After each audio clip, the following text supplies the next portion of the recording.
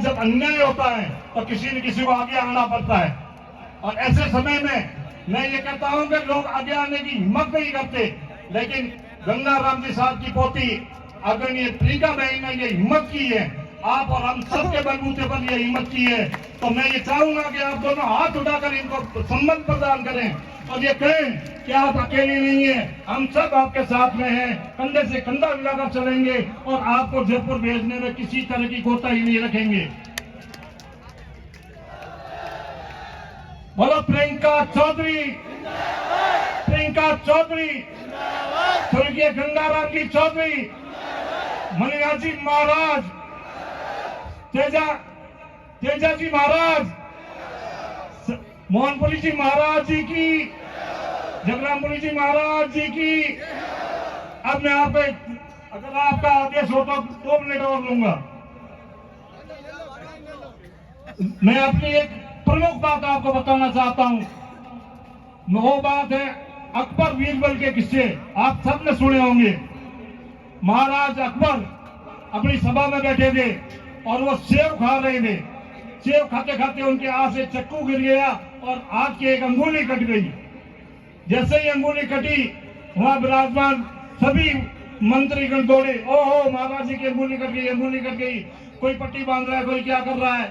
और वहां बीरबल जो है वो खड़े थे। बीरबल जी जो उनके महामंत्री थे, नवरत्न में से सबसे बड़े मंत्री, उन्होंने कहा चलो भगवान को यही मंजूर था, खुदा को जो मंजूर वो हुआ। उस बात पर अकबर साहब जो है शहंशाह चिढ़ गए। उन्होंने कहा कि बीरबल को जेल में डाल दो, और बीरबल को जेल में डाल दिया गया।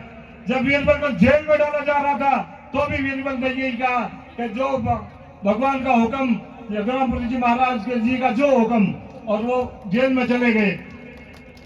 थोड़े दिन बाद जब महाराज जी की अंगुली ठीक हुई, महाराज जी शिकार खेलने के शौकीन थे। वो शिकार खेलने के लिए वन में जाने लगे तो पहले तो हमेशा उनके साथ में बीरबल साहब जाते थे। उनको सारी सीमाएं पता थी, जैसे अपनी प्रियंका जी बहन को बाहर में विधानसभा, क्या सारी विधानसभाओं की सीमाएं पता है, तो उनको भी उसको सीमा पता थी। लेकिन बीरबल तो जेल में थे, उनके साथ कौन जाए। तब दूसरे मंत्री को कहा कि भाई आज आप हमारे साथ चलो। वो मंत्री जी को साथ में लेकर रथ पर बैठकर शिकार खेलने के लिए चले गए। शिकार खेलते खेलते शिकार मिला नहीं और वो अपनी सीमा पार करके दूसरे राज्य की सीमा में चले गए। जैसे ही दूसरे राज्य की सीमा में वहां अंदर प्रवेश हुए, वो आदिवासी एरिया था। आदिवासी लोगों की देवी की उस दिन पूजा थी और पूजा के दिन उनको एक नर बलि चढ़ानी थी। जैसे ही ये महाराज उसके अंदर पहुंचे, उन्होंने उनको महाराज जी को पकड़ लिया, उनके मंत्री को पकड़ लिया और कहा कि आज देवी ने बलि भेज दी है, इनकी अपन बलि चढ़ाएंगे। जैसे ही बलि चढ़ाने से पहले उनको नहला धुलाना शुरू किया तो कहा कि ये हसमुख महाराज जी ठीक है।